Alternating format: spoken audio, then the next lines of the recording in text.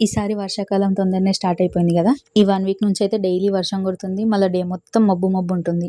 మధ్యాహ్నం బయటకొచ్చి చూసేసరికి ఫుల్ వర్షం కొడుతుంది. వేడివేడిగా ఏమన్నా తినాలనిపించింది. ఏమున్నాయా అని చూసేసరికి ఫ్రిడ్జ్‌లో మా డాడీ ఒక రోజు ముందు అంగన్వాడీ నుంచి ఎగ్స్ తెచ్చిండు. అవున్నాయి. నార్మల్‌గా నాకు ఎగ్స్ తినాలంటే ఫుల్ ఏడుపొస్తది. బాయిల్డ్ ఎగ్ గానీ, ఆమ్లెట్ గానీ, కర్రీ గానీ ఏదైనా సరే నేను చాలా తక్కువ తింటా.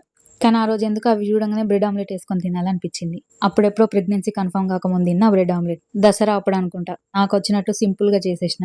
కారం, ఉప్పు అండ్ మసాలా పొడి అండ్ 7 ఎగ్స్ తోటి 4 బ్రెడ్ ఆమ్లెట్స్ చేసిన. ఆ ఎగ్ మిక్స్చర్‌ని మస్తు బీట్ చేసుకోవాలి. అప్పుడైతేనే మంచిగొస్తది ఆమ్లెట్. అందులోకి చిన్నగా కట్ చేసుకున్న ఆనియన్స్ కూడా ఏసుకున్నాను. నాకు ఆనియన్స్ అంటే బాగా ఇష్టం. బ్రెడ్‌ని ఆయిల్‌లోనే వేయించిన. ఎందుకంటే ఘీ లేకుండే ఇంట్ల. మా ఇంట్లో ఏందంటే వెజ్ అండ్ నాన్ వెజ్‌కి సెపరేట్ గిన్నెలుంటాయి. మా వాళ్ళు కూడా ఆమ్లెట్ ఎక్కువ తినరు. అందుకే ఆమ్లెట్ ప్యాన్ లేదు. అందుకే నాన్ వెజ్ గంజిలో కొంచెం ఆయిల్ ఏసి, ఎగ్ బ్యాటర్ కొంచెం ఏసేసి దానిపైన బ్రెడ్ పెట్టేసిన.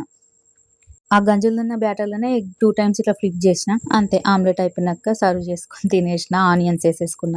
టేస్ట్ అనుకున్నంత గొప్పగా ఏం రాలేదు. బట్ ఏదో వేడి వేడిగా తినేసినాం నేను, మా అమ్మ. మా అమ్మకి 2 నాకు 2. ఇగ అంత కష్టపడి చేసినా కాబట్టి మా అమ్మ కూడా బావుంది అని చెప్పి తిన్నది. కానీ నాకే సాటిస్ఫాక్షన్ కాలేదు. నెక్స్ట్ టైమ్ మంచిగా చేయాలి. మీరైతే లైక్ చేయండి.